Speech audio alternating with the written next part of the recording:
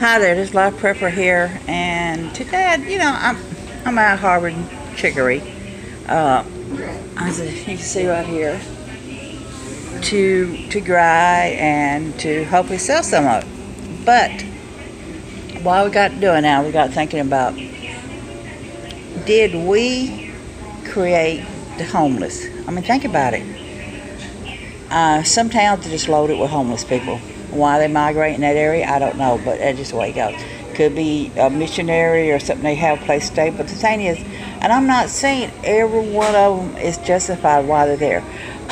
I'm not saying we're responsible for everything of everyone that ends up on the streets. Many of them ended up on the streets because of drug addiction, which is they brought that on themselves. Alcoholism, they brought on themselves, and they're just just flat out lazier than a pile of dirt. They're just not going to do anything. That dirt's going to lay there. It's not going to do nothing. You know, the wind might blow it around a little bit of dust or something coming around, but that dirt's just going to lay there and not do anything. So basically, that's the way it goes with some of them. They're just flat out lazy.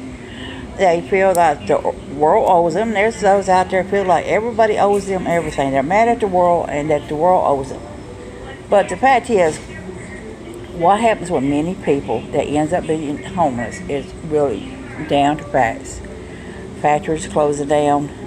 Many of the factories end up going overseas because they get cheap labor there. So then by getting cheap labor and then they ship it back here, many people don't have their jobs anymore, jobs that they've been there at for years. Another thing that happens is mental illness. Many people in state facilities are released because they no longer can keep them there, or there's budget cutbacks, or whatever reason it is, but they're living on the streets with mental illness, so they're not able to function in a normal everyday society. Many people live like that so long they don't know how to live any other way anymore.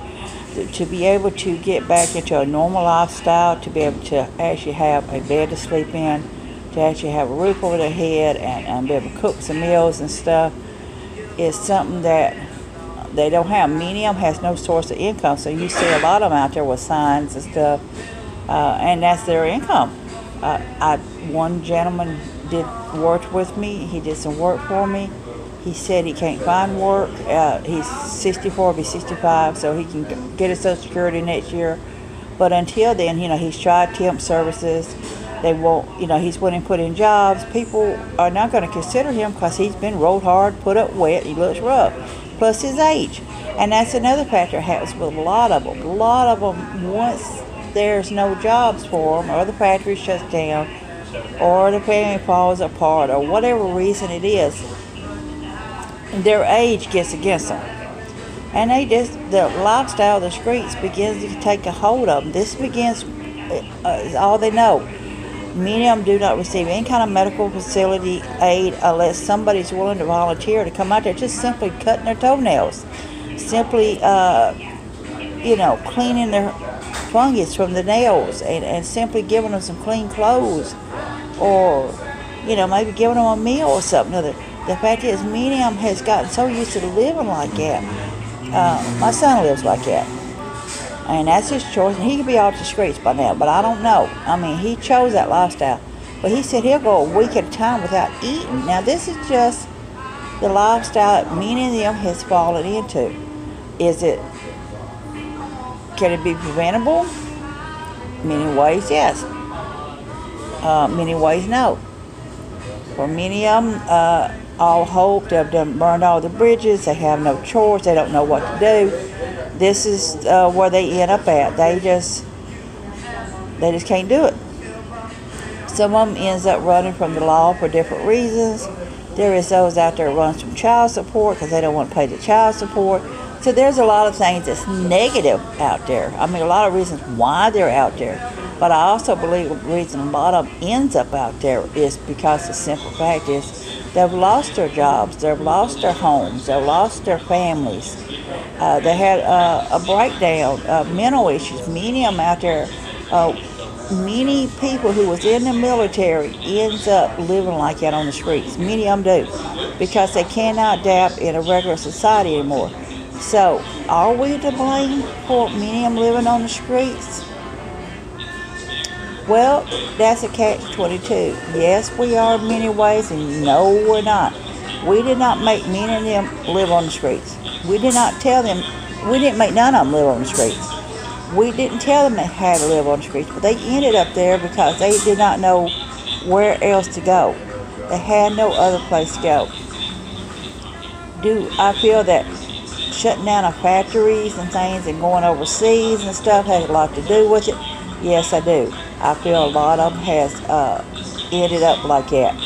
Not all of them are kids that's living on the streets. Many of them, and kids is a different whole subject, and lifestyle there, and what's created for many of them is in an even worse situation. So, but the thing is, most of you see on the streets are looks older than what they are. They've aged. So, are we responsible in many ways? Is the big companies responsible in many ways for them being on the streets and living on the streets, losing their homes, banks taking homes away from them, families falling apart?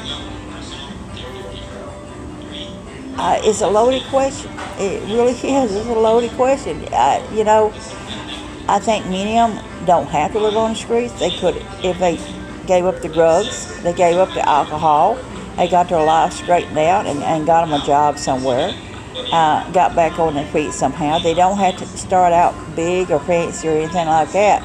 But many of them could come off the streets if they wanted to. The thing is, many of them don't want to because they've lived like that so long. They don't know any other way to live. Many of them's given up because they've tried to come off the streets. They've tried to get that job. They've tried to get a place to live. They've tried to better themselves. And many of them just gave up. Just honestly gave up. Many of them out there are just hard-working people. They'd rather work than be on the street corner with a sign.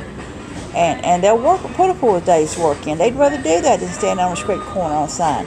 But going in and getting a job to a temp service or something or other, and they have no transportation, whatever clothes they have, maybe what they have on their back, basically.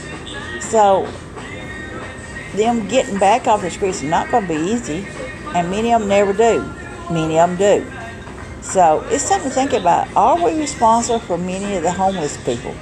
Or where do our responsibility end and their responsibility begins? How many of these companies should be willing to set up more homeless shelters and facilities to help get people come off the roads? Where is the fine line on it? Where are we responsible? How much of it we're responsible for? And I'm mainly saying the big companies and stuff, when they shut down, many people loses everything, lives in their vehicles. They live in RVs. They'll live in campgrounds. They'll live by the week motels. They'll go from having a backyard to play in. The kids will go from having a backyard to play in to living next door to a bunch of crackheads. And many of them ends up on the street. So that is a loaded question. Are we responsible for so many homeless people by doing what we're doing? So this is Life Prepper here saying be safe, be happy. Bless you all.